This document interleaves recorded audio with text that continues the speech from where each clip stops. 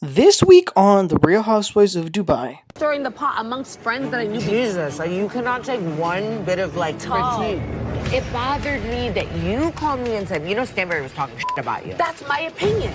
Because don't you feel like that's stirring the pot a Yo, bit? what is up, everybody, and welcome back. Today we're going to be talking about the new episode of The Real Housewives of Dubai. That's season 2, episode 5. Let's get right into this.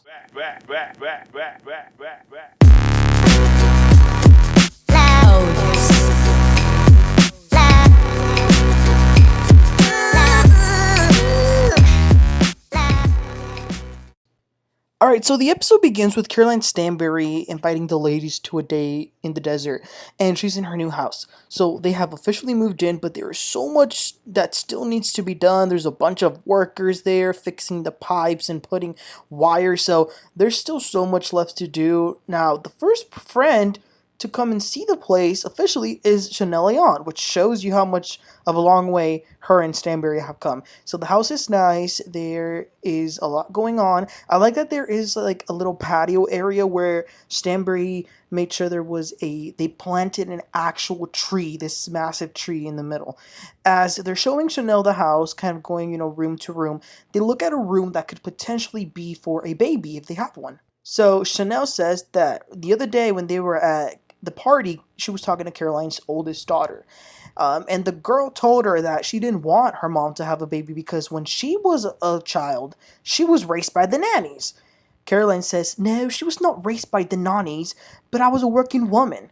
Sergio says that the daughter needs to understand that Caroline's happiness comes first and that this baby should come in a fun way. So then we see Taleen and Rafi. They go to the park with the nanny because these people have a helper for every damn thing.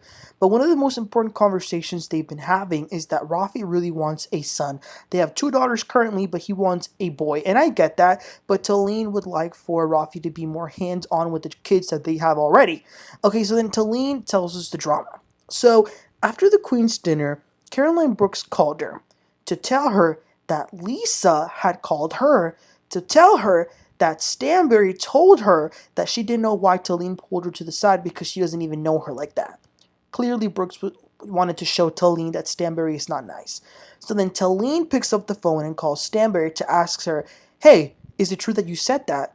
Stanbury, who was really glad that Taleen asked her straight up, said, no, I did not say that. And then Stanbury calls Lesa to ask her, what the hell was this about?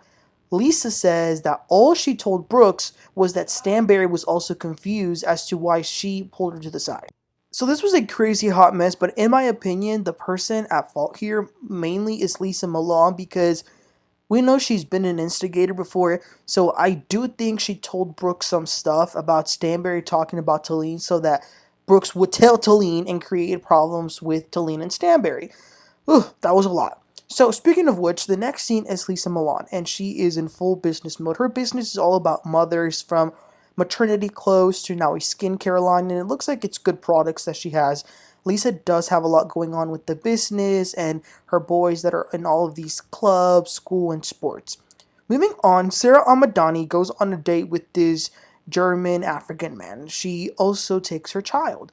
The guy looks very young. Sara is definitely attracted to him, and he just babysat for the little kid the other day, and they were talking about how much fun they had playing basketball, going to buy slushies. So as they're talking about that, the little boy says, when are you going to be my stepdad? The guy didn't know what to say, and Sara was so embarrassed. She was like, oh my gosh, we're just friends. We're getting to know each other. The next scene is Caroline and Sergio going to a doctor for their IVF. The doctor says that the best scenario would be for them to do this before Caroline turns 50, which is about a year and a half.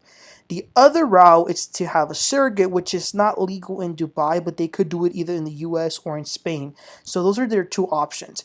Sergio wants the baby now, and he wants Caroline to carry it. He got so excited even seeing the picture of the embryo. He's super excited. Stanbury, on the other hand, let's just say she's not glowing with excitement. So the next scene, Saba hosts an event. Sara brings her boyfriend, whose name is Akin. Chanel keeps telling him how great he looks. When this was filmed, it was Ramadan. So in the scene, it's time for them to break their fast with some dates. And so they break their fast at sundown. So they feast.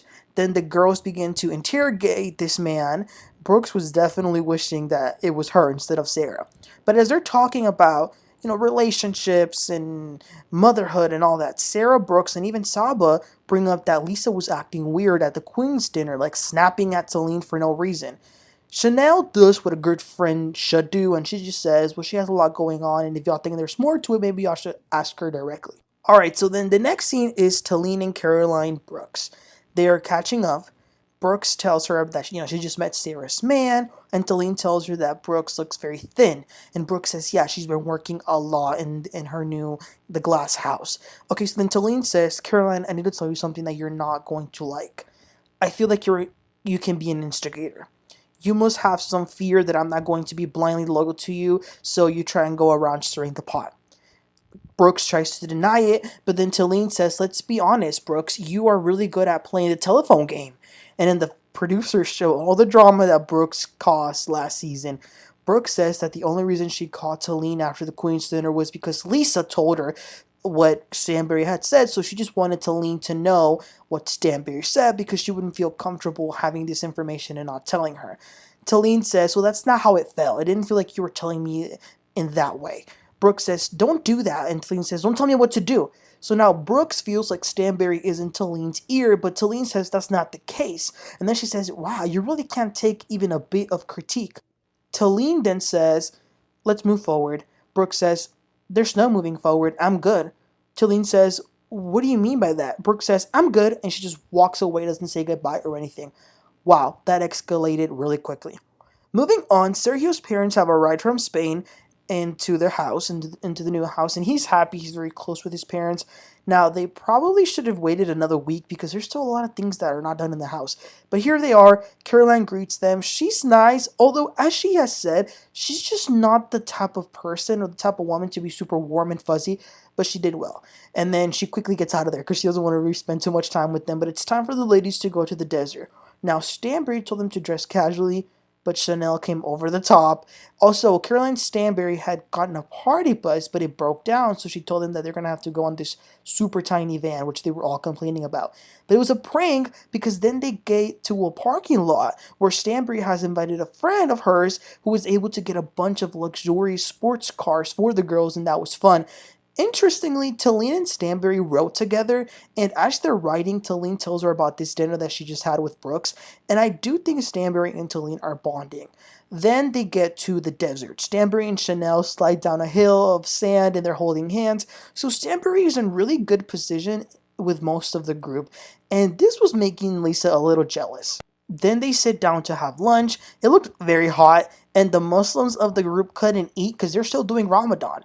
But they do talk about Sarah's new man, and they're asking if she has kissed him, and she says no, and they refuse to believe her, but she probably hasn't because her culture is very strict about that. So then Brooke starts talking about she's a healed woman and she's so calm, and Ayan is asking her, like, how did you become so calm? And Taleen says, well, she's not calm all the time. And then Stanbury says, well, yeah, y'all had something last night. So everybody want to know what happened last night. And Taleen says, well, we had a bit of an altercation. And Brooke says, I wouldn't call that an altercation. You said something and I said something.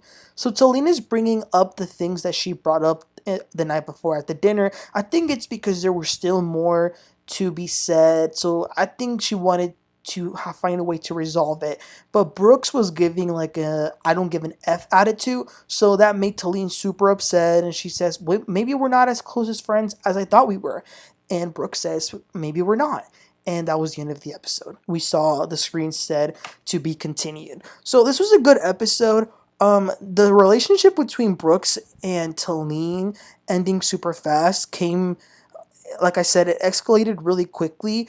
But I can't believe I'm saying this because Brooks was my favorite, but I can kind of see how she is a little bit of a troublemaker. I don't think it's super malicious. I do think it has something to do with what Taleen said. You have a fear that someone is not going to be there for you, and I could totally understand Brooks's point of view or her side, but I'm personally more of a on Taleen's side because I do feel that even though it might not be super malicious or evil, it still is stirring the pot, and it still is trying to get in the way of other friendships. I think it must be some sort of like insecurity almost maybe in her friendships, but I don't blame Taleen. If she wants to be cool with Stanbury, she can be cool with her. She doesn't have to have an issue with her just because Brooks has an issue with her, especially if Stanbury hasn't done anything to her. And Lisa, let's not even talk about her because she's a whole other level of instigator, and I can't wait for Chanel to start becoming more closer with Stanbury too, because I can't stand Lisa Milan. But this season is pretty good so far. I'm excited for next week. But y'all, let me know, whose side are y'all on? Are y'all with Brooks? Are y'all with Taleen? Who do y'all understand more? Please let me know. Don't forget to like and subscribe, and I'll catch y'all next time. You have a great one.